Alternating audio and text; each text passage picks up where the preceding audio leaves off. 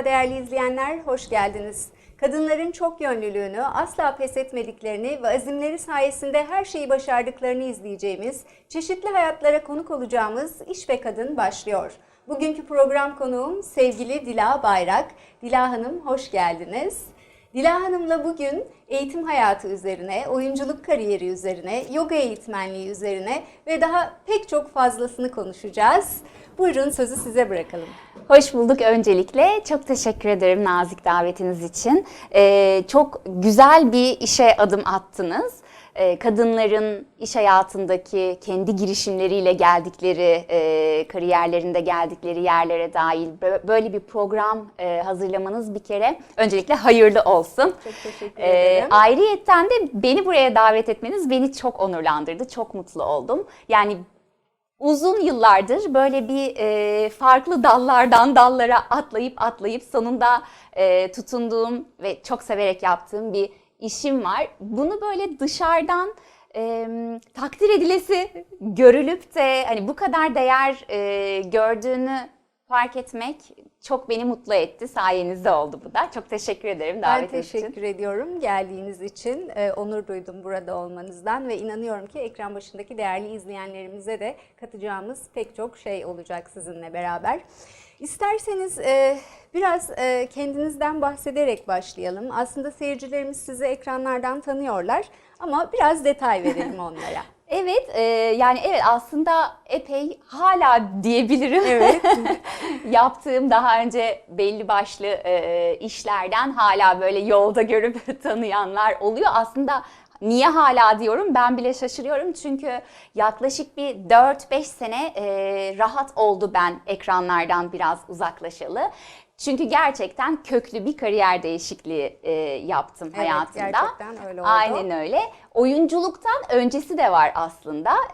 Ben hukuk fakültesinde okudum. Lisansım hukuk. Hatta stajımı yaptım, avukatlık stajımı vesaire ama mesleği icra etmedim. Çünkü daha okul yıllarında zaten bir tiyatro aşkı, bir oyunculuk aşkı içimde vardı. Evet. Daha çok oraya yönlendim ve öğrenciyken çalışmalarıma başlamıştım. İşte reklamlar, diziler, sinema filmleri gibi bir kariyerde ilerlerken sonrasında biraz orada da bir değişikliğe gittim. Ve işte son yıllarda yoga eğitmenliği, evet. Dulalık, belki birçok kişi için bu kelime bile yeni bu olacak. Nedir diye Aynen, bahsedeceğiz zaten. Bahsedeceğiz Dulalık eğitimi, yoga eğitmenliği derken kendimi biraz daha doğum alanında kadınlarla, anne adaylarıyla, annelerle birlikte çalışırken bulmaya başladım. Ve zaten şu an geldiğim yerde de hani hayattaki amacımın, misyonumun bu olduğunu fark etmeye başladım. Yani bunu tabii ki birlikte çalıştığım annelerimin katkısı var. Onların geri dönüşleriyle böyle güzel bir alanda olduğumu da görüyorum, şükrediyorum. Böyle bir yolculuk oldu benimki. Bence de gerçekten çok güzel. Seyircilerimize hatırlatmak açısından sizin oynadığınız birkaç diziden de bahsetmek isterim. İsimlerini söylemek isterim en azından. Baba Candır dizisinde oynadı Dila Hanım. Av Mevsimi, Mutluluk Zamanı, Kara İnci ve Genco yapımlarında da yer aldı. Bununla beraber en önemli çıkışını ise yani bizim onu tanıma sürecimiz ise Öyle Bir Geçer Zamanki'deki Ayten karakteriyle oldu. Hatta biz de o süreçte çekimlerde tanışma fırsatı bulmuştuk. Bize biraz bu geçiş sürecinden de bahseder misiniz? Buyurun. Evet, biz de yaklaşık 10 küsür yıl önce Öyle Bir Geçer Zamanki setinde tanışmıştık. Ne güzel oldu böyle nereden nereye tekrar güzel bir kavuşma oldu. Öyle Bir Geçer Zamanki hakikaten çok büyük etki yaratan bir işti. Yani genel anlamıyla zaten ülkede böyle çok güzel rekorlar kırarak izlenen bir iş oldu. Aynı zamanda benim için de öyle. Yani daha öncesinde reklamlarım da vardı, dizilerim de vardı. Fakat tabii Öyle Bir Geçer Zamankiyle biraz daha benim kariyer açısından da yani gerçekten böyle oyunculuğun daha böyle zorlu taşlı yollarında yürüdüğüm bir iş oldu. Aynı zamanda popülerlik vesaire açısından da geri dönüşleri daha fazla oldu diğer işlere göre. Çok güzeldi, Evet. çok kıymetliydi. Gerçekten çok başarılıydı. Ben o diziyi de takip eden izleyicilerden biriydim. Sizi de beğenerek izliyorduk ve zaten Çok sağ olun. çevremizden de bu güzel açıklamaları sizinle ilgili duyuyorduk. Evet. Peki bu oynadığınız rollerden hangisi size daha yakındı? Hangisini daha çok sevdiniz? Yani aslında hepsinin ayrı ayrı bir tadı vardı. Yani ne bileyim, mesela Babacandır'da böyle zengin bir kızı oynuyordum ama bir o kadar da saf, temiz, böyle hani bazen yani bu kadar da olmaz Aslı falan diyordum. Aslı'ydı karakterin Evet. adı. Böyle her birinin hakikaten bir baharat gibi, yani tadı farklı. Ama yine aslında öyle bir geçer zamankiye tekrar döneceğim. Orada belki biraz daha şuna yakındım. Oynadığım karakter zaten hukuk fakültesi öğrencisiydi Evet, o da. evet. Ben de daha yeni mezun olmuş bir avukat, avukat da demeyeyim yapmadığım için ama Hukukçu adayı hukukçuydum. idiniz. Aynen, biraz tabii yakınlık hissediyordum, yani üniversite ortamı, arkadaş ortamı. Tabii o işte biraz dönem havası olduğu için, dönem işiydi. O yakınlık oldu diyebilirim. Ama dediğim gibi her bir karakterin bir farklı katkısı olmuştur bana. Evet, bir de şu çok önemli Dila Hanım, pek çok kadın hamilelik sonrasında, doğumdan sonra işlerine ara veriyorlar. Maalesef de tekrar iş yaşamına dönmeleri mümkün olmuyor. Ben bu anlamda sizin çizdiğiniz yoldan değerli izleyenlerimize biraz bahsetmenizi istiyorum. Çünkü başında da bir giriş yaptınız aslında, çok yönlülüğünüzden bahsettik ama Mert'in doğumuyla ya da ona hamileyken mi davula eğitimi başladı ve bu yolda nasıl ilerlediniz? Nasıl bir süreç vardı önünüzde? Yani şöyle anlatayım. O zamanlar işte yeni evlenmiş, oyunculuk yapan bir Dila vardı. Sonra bizim dizilerde belli sezonlar oluyor. Aslında bu 10 sene öncesinde biraz daha netti. Şimdi biraz daha hemen hemen yılın her döneminde yeni diziler girebiliyor, başlayabiliyor. O zaman biraz daha bir iş bitti. Birkaç ay bir boşluğumuz olacağı belliydi. Ben de o sırada çocuk yapmaya karar verdim. Zaten yani çok severim, hani Evet. hep isterdim zaten. Hayatımın o alanına hadi dedim ki artık benim bir çocuğum olsun. Mert'i çağırdım. O da geldi. Oğluma yaklaşık 1,5 sene evde bir fiil kendim baktım. Ya bu gerçekten annelik bambaşka bir şey. Yani hani hiçbir meslekle kıyaslanamaz. Böyle, hatta böyle bir yıllar evvel sosyal medyada bir şey dolaşırdı. Belki görmüşsünüzdür. Bir iş görüşmesine çağırıyorlar birisini. Diyorlar ki 24 saat çalışacaksın. Evet. İşte gerektiğinde seni kaldıracağız falan filan. Böyle inanılmaz sorular. Her şeye evet dersen kabul ediliyorsun o işe ve sonunda anlıyoruz ki annelik. Gerçekten Evet, o kadar mesleğin adı o kadar annelik. muhteşem anlatılmış ki, yani 7/24. Gerçekten yani bir kadın olarak bize bu muhteşem doğurganlık denilen şey bahşedilmiş. Çok Evet. şükür ki. Ve gerçekten yeni bir hayat getirdiğiniz zaman bu dünyaya siz dönüşüyorsunuz. Başka bir şey oluyorsunuz. Yani hani şimdi Mert'ten önceki Dila başka bir şey. Şimdi Mert'in annesi olan Dila var. Ve orada gerçekten ince bir çizgi var aslında. Tabii bazı anneler için iş hayatına dönmek zor olabiliyor. Çünkü orada bir tek sana bağlı değil sistem. Evet. Senin kontrolünde olamıyor. Çocuğu bırakman gerekiyor vesaire. Bırakacak kimsen olmuyor. Çok çetrefilli. Ama yine de ince bir çizgi var dedim ya. Orada da kendimizi de unutmamak lazım diye düşünüyorum. Evet. Yani ben o noktaya biraz gelmiştim açıkçası. Hani durup böyle diyordum ki işte yaşta 30 oldu falan.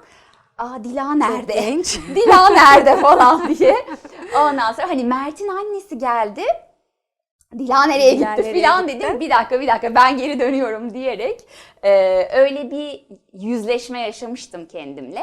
Sonrasında tabii ki bildiğim yerden gideceğim. Yani yine oyunculuk, yine işte görüşmeler, hadi telefonlar, ben piyasaya dönüyorum falan diye. Evet. Zaten hemen yani evrene bir adım attığınız zaman, siz bir niyet koyduğunuz zaman Evet. o hemen karşılığını veriyor zaten. Gerçekten buluyor. Aynen Ve öyle. mutlaka size geri dönüyor. Aynen ilişkili öyle. bir şekilde. O şekilde de ben bunu açınca hemen zaten işte bir iş geldi. Babacandır'dı o işte zaten. Evet. Orada da çalıştım. Yaklaşık 2 sene kadar o sürdü. Tabii bu sırada ne yaptım? Şimdi annelerin aklına o soru gelecektir. Yani Evet. bir bakıcı desteği aldım. Evet.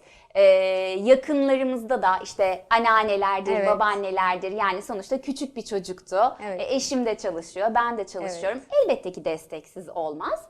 Dengeli bir şekilde destekledik elimizden geldiğince.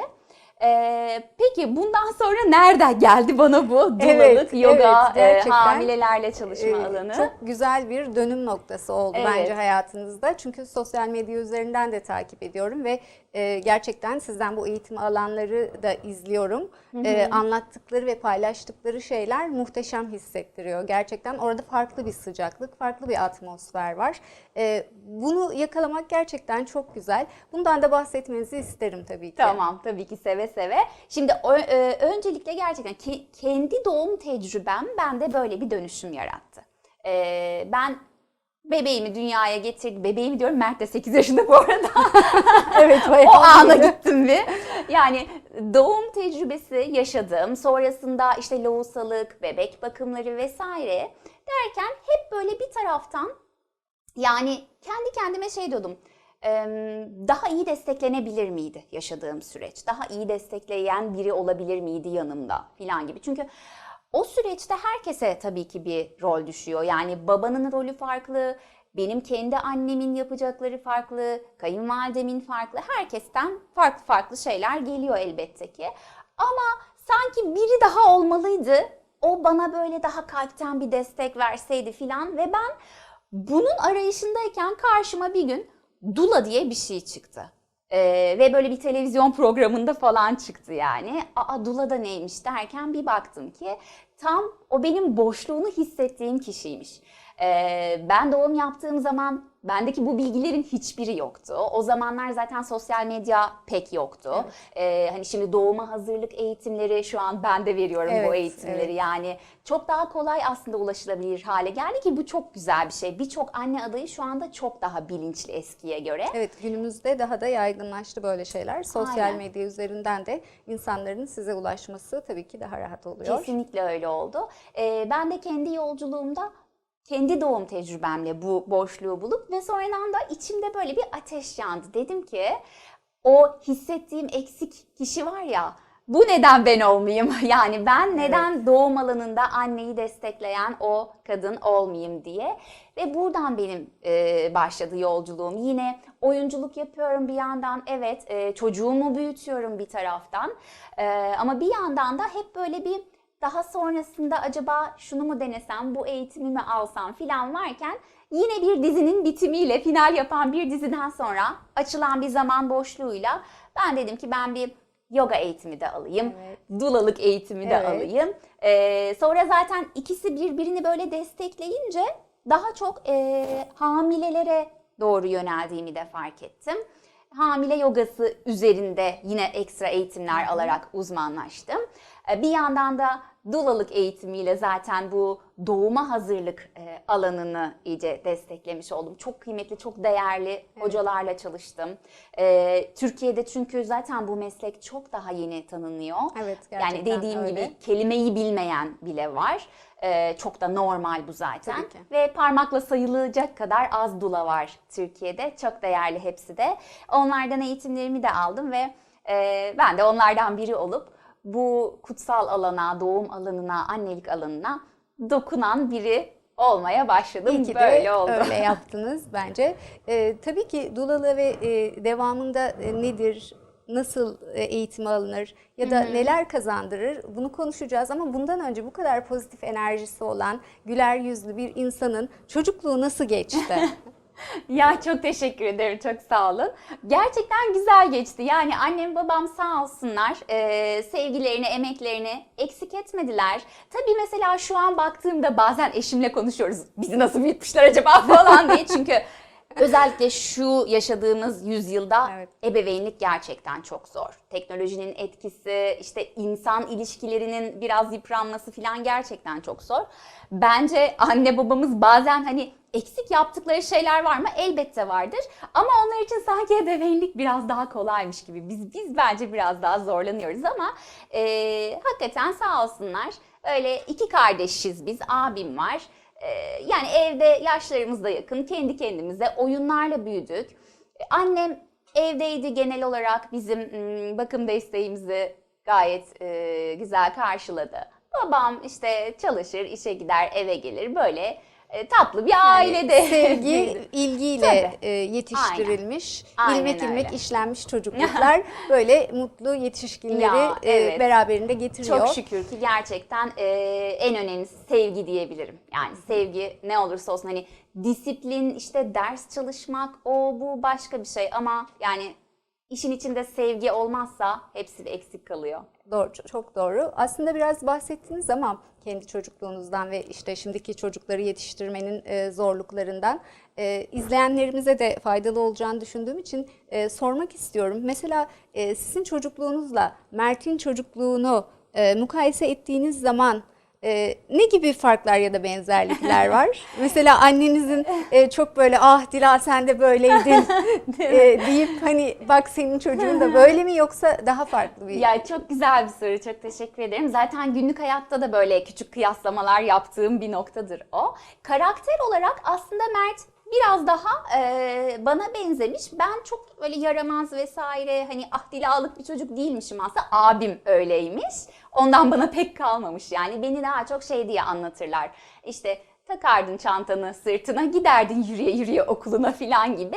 Daha çok hep böyle kendi kendime yetebilen bir çocuk olmuşum. Çok şey yapmamışım, çok fazla dışarıdan destek ihtiyacım olmamış. Şimdi mesela ben kendi oğluma baktığımda belki bu günlük artık günümüz koşullarının da etkisi var. Yani tek başına alsın çantasını sırtına da okula gitsin şu an bana çok uzak. Yani Değil mi? gerçekten sanki çok daha, bilmiyorum bizden mi kaynaklı, daha fazla destek Evet. ihtiyaçları var. Bunda ben yine teknolojiye getireceğim lafı. Hatta bizim oğlumla yaşadığımız şöyle bir diyalogumuz var. Şimdi geçenlerde bana şey sordu Mert. Anne sen küçükken tablette hangi oyunu oynardın? Ve ben de haliyle anneciğim benim tabletim mi vardı? Biz küçükken tablet yoktu ki dedim. Böyle kaldım ya. Ne? Senin tabletin yok muydu küçükken diye. O nasıl bir yoksunluk Evet, hissiyatıdır yani diye çocuk şaşırdım. öyle bir şeyi tahayyül edemiyor. Annemin Evet. tableti yokmuş, üzüldü bir de. Anne senin tabletin yok, babamın da mı yoktu falan diye. Yani çocuklar bunu içine doğdular. Çok çok normal. Düşünemiyor yani öyle bir şeyin olmadığını. Bakalım işte, göreceğiz. Onlar 25-30 yaşlarına geldiğinde göreceğiz onları nasıl etkiliyor bu teknolojinin içine doğmak. O zaman göreceğiz diye düşünüyorum. Çok da bu konuda aşırı disiplinli değilimdir. Yine dozunda her şeyi tatsın, her şeyi bilsin. Hani bakmasın tablet yok, yasak falan gibi şeylere girmem. Ama dozunda, hani belli bir saatlerle. Kuralcı ve sert değil, anlayışlı bir anne Aynen öyle. portresi var aslında Aynen öyle. karşımızda. Sonuçta gerçekten içine doğdular. Şimdi okullarında işte kodlama dersleri var vesaire. Evet. Yani teknolojiyi de kullanmaları lazım. Geleceğin mesleği artık bu. Bunu pandemiyle hepimiz gördük. Ben mesela 1,5 yıldır pandemi sebebiyle yani yaptığım iş hamile yogası eğitimi ve online veriyorum Evet. derslerimi. Online Evet. yapıyorum hala. Hani bana bunu söyleseler başlarda olur mu canım öyle şey derdim. Dila Hanım bizimle çok güzel şeyler paylaşıyor. Bütün içtenliğiyle, samimiyetiyle. Şimdi hepimizin merak ettiği konuya geri dönersek. Nedir? Dulalık diyelim Dila Hanım'a ve özellikle hamile hanımlar ve yeni doğum yapacak olan hanımların da çok dikkatini çekeceği, aynı zamanda da faydalı bilgiler edinebileceği bir soruyla devam edelim. Buyurun Dila Hanım. Güzel bir cevap vermem lazım buna, çünkü birçok kişi için yepyeni bir şeyden bahsediyor Çok anlaşılabilir olacağım. olması Aynen, gerekecek bizim evet. için. Kelime anlamıyla bile girebilirim. Aslında dula Yunanca kökenli bir kelime. Yardımcı kadın anlamında aslında. Ben bunu nasıl daha anlaşılır yorumlarsam, destekçi ya da eşlik eden diyebilirim. Eşlik eden, eşlikçi. Evet. Ve bunu doğum anı için söylüyoruz. Yani doğumda, hatta doğum öncesi, hamilelik sürecinde ve doğum sonrası lohusalık ve emzirme sürecinde anneye kesintisiz destek veren kadın diyebilirim. Dula ve ebe biraz böyle karıştırılabiliyor. Aslında karıştırmak da değil de mesela farkı ne diye bu soruyu ben çok alıyorum hamilelerden özellikle. Neden dulayla çalışayım filan gibi. Çünkü evet, doğum yapmak için hastaneye giden bir anne zaten ebelerden destek alacak. Şöyle ki birincisi doula'nın verdiği destek az önce de söylediğim gibi kesintisiz bir destek. Bütün doğum sürecinde annenin yanında ona hem fiziksel hem kalpten bir destek veriyor. Fiziksel nasıl? Gerekli dokunuşlar, doğum esnasında doğumu kolaylaştırıcı, anneyi rahatlatıcı masajlar yapan, yani gerektiğinde peçeteyle alnındaki teri silen, hani ben buradayım ve sen doğumunun tadını çıkar diyen bir kadın aslında. Ben de doula. aslında o soruya geçecektim. Hamilelikte ve doğum sonrasında ne gibi faydalar sağlıyor bu süreç? Şöyle aslında bunu doula olarak mı yanıtlayayım, hamile yogasını da Hamile yogasını da katayım? içine katarak tamam. yanıtlarsak daha açık olur diye doula'nın düşünüyorum. aslında desteği tabii hamilelik sürecinde de doğuma hazırlık eğitimleriyle aileyi, hem anneyi hem babayı, bizi bekleyen süreç nedir? Doğum nasıl ilerleyecek? Hadi eve geldik, elimizde küçük bir vatandaşla 3 kişi olarak eve girdik. Sonra bizi neler bekliyor vesaire, bu süreçte doula'nın desteği çok kıymetli. Hamile yogasına gelecek olursam, ben kendi yoga seanslarımda aslında zaten hani sadece egzersiz gibi işlemiyorum seanslarımı.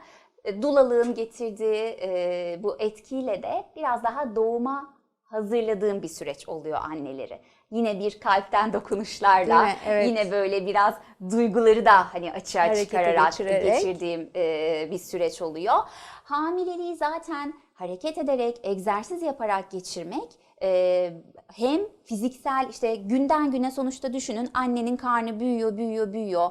Beline binen yük artıyor, dizlere binen yük artıyor, omurgada eğilmeler, bükülmeler. Bir kere fiziksel olarak çok daha rahat, daha az ağrılı, daha fit aynı zamanda geçirmelerini zaten destekliyor. Ayrıyeten ben doğum nefesleri üzerinde de çok yoğun çalışmalar sunuyorum. Yani günlük hayatta aslında biz çoğumuz doğru nefes almayı bilmiyoruz. Doğru nefes almıyoruz yani gerçekten. Nefes almıyoruz bir kere hakikaten. Bu Nefes çok alma teknikleri çok önemli hayatımız Aynen için ama öyle. maalesef hep arka plana atıyoruz ve gereken Aynen. önemi vermiyoruz. Aslında ona da biraz değinirsek çok güzel olur. Tabii, seve seve. Yani özellikle hele ki karnımızda bir canlı büyütüyoruz ve ona da oksijeni biz sunuyoruz o süreçte. Bebekler çünkü anne karnında kendileri solunum yapmıyorlar. Bizim aldığımız oksijen onlara göbek bağından geçiyor. Bu süreçte de annenin nefesleri çok kıymetli, çok önemli. Ben yoğun nefes çalışmalarıyla da destekliyorum anne adaylarımın pratiklerini. Nefeslerin de önemi büyük gerçekten ve sürekli pratik edilmeli. Yani hani ben bir kere bir eğitim alayım da öğreneyim nefesleri, doğuma gideyim, 2-3 kere üfleyeyim olsun diye bir şey değil. Yani orada bir diyaframımızı da geliştirmemiz gerekiyor. Düzenli pratik hamilelikte çok kıymetli. Çünkü onun etkisini zaten doğumda görecek anne. Nefeslerini çok güzel kontrol ettiğini görecek.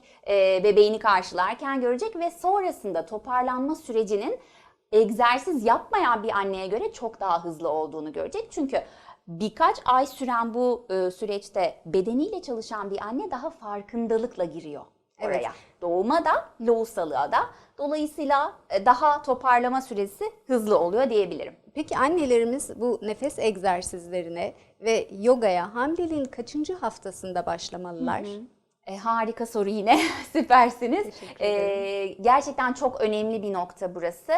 Ben hamileliğinin 12. haftasını kesinlikle bitirmelerini öneriyorum anne adaylarının. Neden? Bazen bana yine şu sorular oluyor. İşte ben 8. haftadayım, 6. haftamdayım, katılmak istiyorum, olsun, ne olacak, daha önce spor yaptım falan gibi. Tamam, olabilir, harika. Kendi beden hakimiyeti varsa bu annenin, daha önce spor yaptıysa yine kendi kendine yapabilir ama ben biraz prensip meselesi olarak 12. haftanın bitmesini öneriyorum. Hatta 12. hafta dolmadan anne adaylarının çok ağır spor yapmasını hiç önermiyorum. Niye?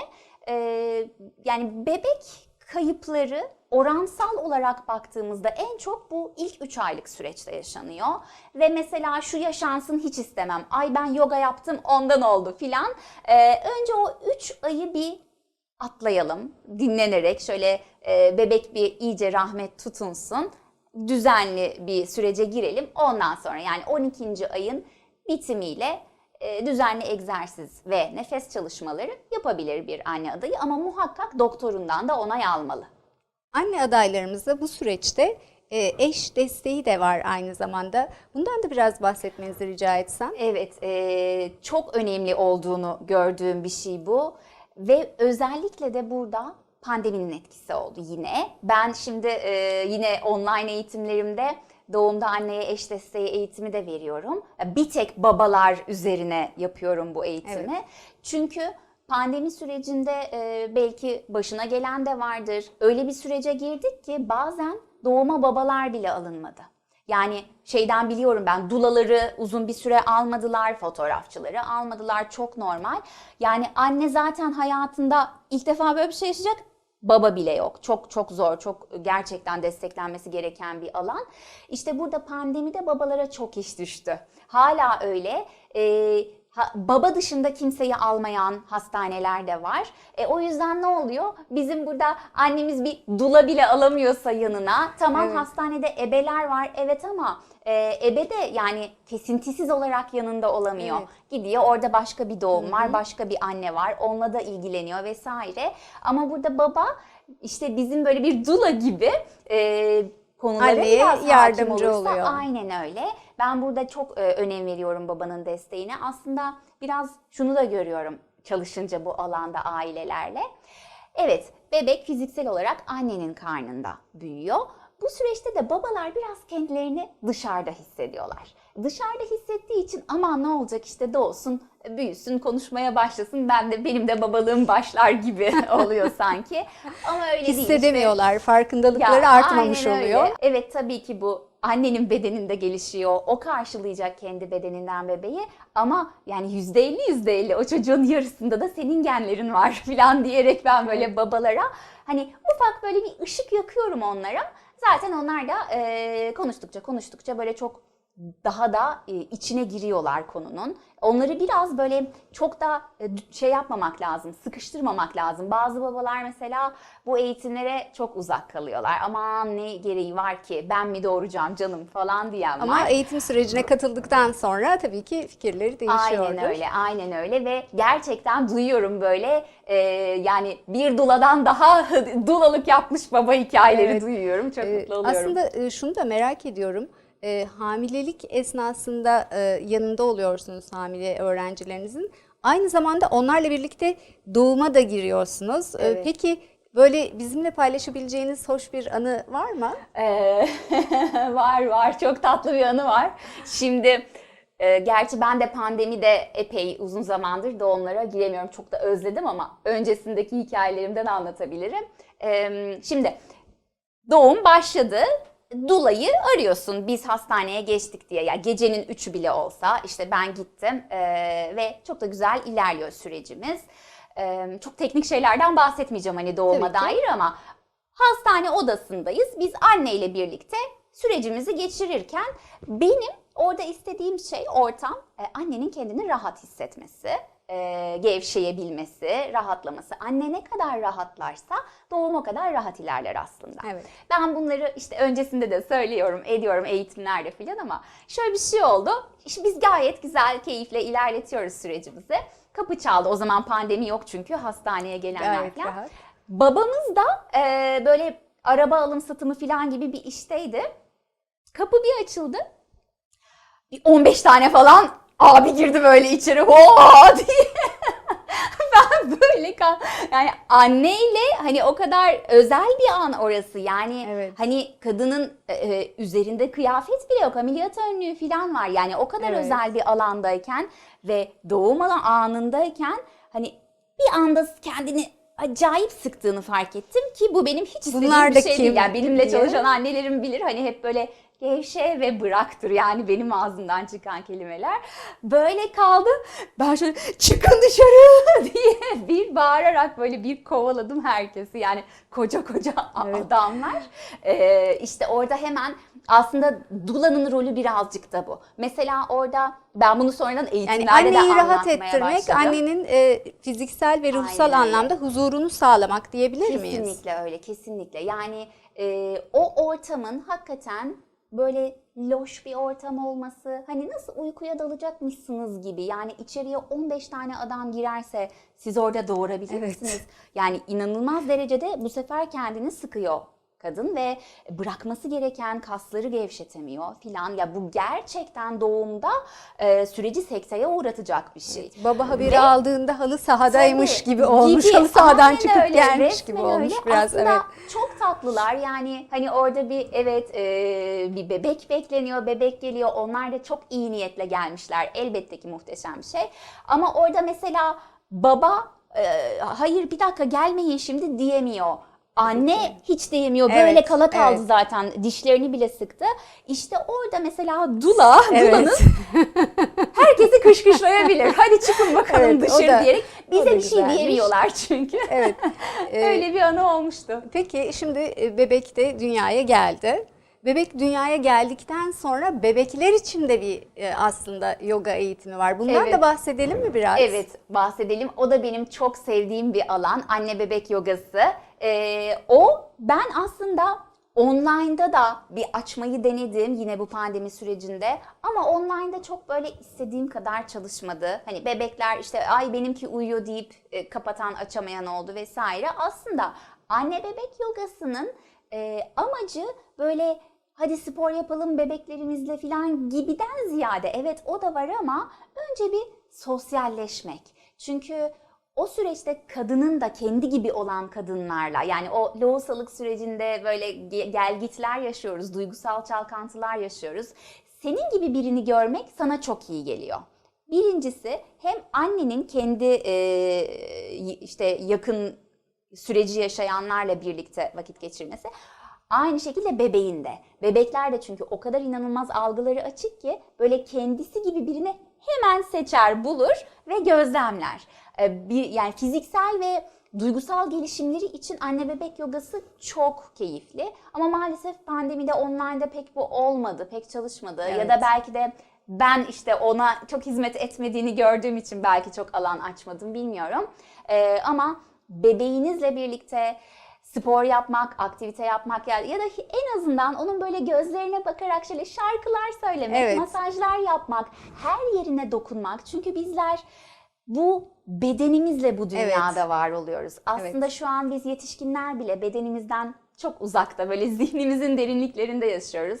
Biraz onu ihmal ediyoruz ama biraz öyle bedenimizin kıymetini bilmek lazım. İşte hele ki bebekler daha dünyaya yeni gelmişler. Anne karnından gelince yer çekimini bile henüz bilmiyor bedeni onun. Ya o yüzden mesela bebekler böyle uykularında düşer gibi şeyler olur falan.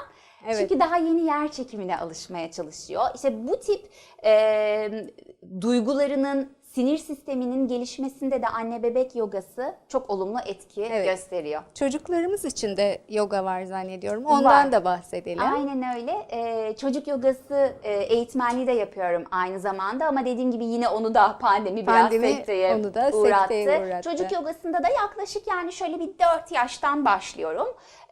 Orada da biraz yaş grupları yani 4'ten 8'e gibi, sonrasında 8'den 12'ye gibi gruplarla çalışmak çocukların yine aynı şeyi söyleyeceğim beden farkındalığını, kendilerini kontrol edebilmeyi, yani birçok anlamda yine pozitif etkileri olduğunu Yani söyleyebilirim mutlaka yoganın. diyaloglarını, hayat içerisindeki duruşlarını bile etkiliyor olabilir. Evet. Bir de Hatha yoga nedir? Bunu da açıklar mısınız bize? Hatha yoga aslında bizim şu an yani hani yoga felsefesi daha çok uzak doğudan gelmiştir ama hani daha batılı olmuş, daha günümüz yogası genellikle Hatha yogadır aslında. Yoganın bir çeşididir. Çok çeşit dalları vardır yoganın. Hatha yoga aslında hani baktığımızda Instagram'da gördüğümüz yoga pozlarını falan yapanların yaptığı yoganın türü. nasıl diyeyim, nefes teknikleriyle birlikte çeşitli duruşların, asana deriz biz buna yogada. Çeşitli asanaların belirli bir sistemle, sırayla işte bir egzersiz haline gelerek yapılmış hali diyebilirim. Evet, Kabaca çok güzel. çok böyle aşırı özet oldu ama. Çok güzel, çok kıymetli bilgiler verdiniz bugün bize. Çok teşekkür ediyoruz Dila Hanım. Bir de linkinizde gördüğüm paylaşımlarda çiftlerden biri bu sadece yoga değil, bir enerji aktarımı şeklinde bir deneyim paylaşmıştı. Ve bu gerçekten çok değerli bence. Bu anlardan da bizimle paylaşacağınız bir anı var mı? Yani genel olarak o anları şöyle anlatabilirim aslında. O paylaşımı da hatırlıyorum, çok tatlı. Yine birebir yaptığımız zamanlarda, birbirimize sarılabildiğimiz zamanlara ait bir paylaşım muhtemelen. Evet. Şöyle ki, evet belki yüz yüze gelemedik ama ben hep söylüyorum, bu bağ kalpten kalbe zaten. İşte sohbetin bir önceki kısımlarında bahsettiğim gibi, yani bedenimizden biraz uzak hayatlar yaşamaya başladık. Kaldı ki hamilelik kadar özel ve kutsal bir süreç. Yani bir kadın bunu belki bir kere yaşıyor. Hadi Belki bilemedin iki 2 ya da kere. 3 filan. Yani çok özel bir süreci bedeninden uzak, farkındalıktan uzak yaşıyor aslında. Ben sunduğum çalışmalarda işte birazcık daha içeriye yönlendiriyorum anneyi. Hatta buna imkan dahilinde babaları da katıyorum yaptığım çalışmalarda. Ve anne işte aslında kendinden uzak olduğunu fark edip içindeki mucizeyi fark etmeye başladığı zaman artık orada duygular şelale. Yani aslında ben onların kalbini açıyorum. Yani kalpleri açıldıkça, o sevgi, o coşku fışkırdıkça sarılmalar, okşamalar, ağlamalar o şekilde. Bir duygu boşalımı yaşanıyor Aynen aslında öyle. o Ya aslında esnada. benim yaptığım bir sizin içinizde olan potansiyele bir ışık tutmak sadece. Evet, onu ben fark diyorum et. ki biraz Farkındalığı oraya bak. arttırmak Aynen, gibi de birazcık diyebiliriz buraya bak buna. diyorum. Oraya bakması için böyle ufak yönlendirmeler yapıyorum. Ve insan kendine döndüğünde, kalbine baktığında, orayı gördüğünde zaten o duygular fışkırıyor yani. Evet. Hayatta kendimizin rehberi olmalıyız bu durumda da. Evet. Kendimize rehberlik Kesinlikle. etmeyi de öğrenmemiz gerekiyor Aynen ama. öyle. Yani aslında bütün potansiyel burada zaten. Evet. Yani dışarılarda aramaya çok da gerek yok. Biraz içeriye bakmayı öğrenmek lazım. İşte günümüz yaşam koşullarında öyle bir koşturmacanın içindeyiz ki hani şöyle durup da bir an şöyle bir nefes alıp bir nefes vereyim, ya bunu kendime yapayım. Yani sabah kalk çocuğu okula götür, sonra işini yap, hadi çocuğu al, akşama yemek yap filan diyoruz. Evet. Hop yatağa girip yatıyoruz. Böyle kendimizden uzak hayatlar sürüyoruz. Aslında böyle bir an kendine dikkati getirmek, nefeslere dikkati getirmek bir tek hamileler için değil bu. İnanın Hepimiz için. herkes için Hepimiz çok iyi için, hissettiren bir gerekli. şey. Peki biraz daha yine size dönersek, hayatı dönüştürme sehriniz gerçekten çok güzel. Çok teşekkürler. Bu da aklıma şu soruyu getiriyor. Acaba kadere inanır mısınız? Hamile yogası eğitimine adım atmanız tesadüfen mi oldu, yoksa kader mi sizi yönlendirdi? Aslında programın başında biraz değindiniz ama bir tekrar toparlarsak rica ediyorum. Evet, aslında hani misyonumu buldum gibi bir şey söylemiştim ama elbette ki yani kadere inanıyorum ama birazcık da o kaderi bizim de dokunuşlarla etkilediğimize de inanıyorum. Ama şuna kesinlikle inanıyorum. Yani benim bu dünyaya gelişimin bir amacı var. Evet, biz buna yogada dharma deriz. Benim bir dharmam varmış ve ben bunu buldum. Çok şükür ki buldum. Yani ait olduğum yeri ben burada hissediyorum. Hani bunu ben hiçbir oyunculuk yaptığım sette de hissetmedim aslında. Yani hayatımdaki o nokta çok kıymetli benim için. Şimdi hissediyorum ait olduğum yeri. Tabii kaderin de etkisi olmuştur. Benim yaşadığım doğum tecrübesinin, oğlumun etkisi olmuştur Tabii bu ki. alana gelmemde. Ama bir yandan da yine aynı şeyi söyleyeceğim. İçine bakmanın da etkisi olmuştur. Yani ben dışarıdan gelen sesleri dinleseydim, işte mesela benim eşim yönetmen. Böyle ortamlarda bizi yeni tanıyan insanların yanında konuştuğumuzda Ben sonuçta şu anki kimliğimle kendimi tanıtıyorum. Hani hamile yogası eğitmeniyim, doula'yım vesaire, bu işimden bahsediyorum. Bazen şöyle tepkiler oluyor. Kocan seni oynatsa ya bir dizide falan diye. Evet, evet. Diyorum teyzeciğim, ben oraları bıraktım geldim falan. Evet. Yani hakikaten böyle kaderin de etkisi var ama işte dışarıyı duymayıp da içeriği İç dinlemenin de sesini etkisi dinlemek var. gerçekten Aynen. çok önemli. Sosyal medyada yıllardır sizi severek takip ederim. Oradaki paylaşımlarınızı, yaptığınız tüm işleri de aşkla yaptığınızı gördüm. Ama yoga eğitimlerinizde anneler ve doğumdan sonra bebekleriyle kurduğunuz bağın enerjisi fotoğraflardan dahi insana geçiyor. İnsanlara sevdikleri işte yılmadan ilerlemeleri için önerileriniz var mıdır? Evet, hakikaten öyle oldu. Hani kendime ait hissetmekten bahsetmiştim ve bunun geri dönüşlerini işte böyle ben de görmeye başladım. Ben ne kadar kalbimi ortaya koyarak, ne kadar severek bu işi yaptıysam o kadar dolu dolu, böyle sevgi dolu kalplerle bana bu geri döndü. Bu beni çok besleyen bir şey gerçekten de. Burada yani yine özünde benim severek yapmam oldu ki karşılığında da insanların o sevgi enerjisi uyandı. Çok tatlılar. Benim işte anneler gruplarım var şimdi. Onlardan da hiç birbirimizden kopmuyoruz. Doğurdular ve kendi aralarında bir kankalık modu oluştu. Bebekler birbirleriyle arkadaş. Burada yine şunun çok etkisi var işte. Yine söylemiştim az önce. İnsan şimdi pandeminin etkisi ya da mesela hamilesiniz. Etrafınızda hani belki bir belki iki hamile daha vardır. Yani çok yakın çevrenizde olmuyor genelde ve o süreci daha yalnız geçiriyorsunuz. Aynı şekilde annelik, lohusalık da öyle. İşte benim bu açtığım alanda aynı süreçten geçen anneler birbirlerini buldular ve birbirlerine tutundular. Bir WhatsApp grubumuz var işte, yani hani yeri geliyor böyle kaynanalar çekiştiriliyor. İşte yeri geliyor hangi bebek bezini kullanıyorsunlar filan, böyle. Çok kıymetli paylaşımlar oldu. Destek ve rehberlik içerikli bir WhatsApp grubu olmuş. Kesinlikle öyle. Burada yine insanın kendine yakın olan anne gruplarıyla olması çok etkisi oldu bu alanında, bu kadar böyle enerjili ve hareketli olmasında diye düşünüyorum. Ama yine de başta da dediğim gibi severek yapmak işini var diyebilirim. Bizim Dila Hanım'a ufak bir sürprizimiz var. Birlikte izleyelim. Herkese merhabalar. Hamilelik hayatınızda geçirebileceğiniz en güzel 9 aylık bir süreç bence. Ve bu süreçte lütfen kendinize değer verin. Kendinizi iyi hissetmek için Dila hocamla hamilelik yogasına katılın. Dila hocam, iyi ki varsınız. İyi ki varsın. Nefes egzersizleri ve yoga dersleri bebeğinize ve size iyi gelecek. Dila hocam, sizi çok seviyoruz. Bize yol gösterdiğiniz için ben ve kızım teşekkür ederiz. Adayla kavuşma sürecimize en iyi şekilde hazırlanmama vesile olduğunuz için çok teşekkür ederim Dila Hocam.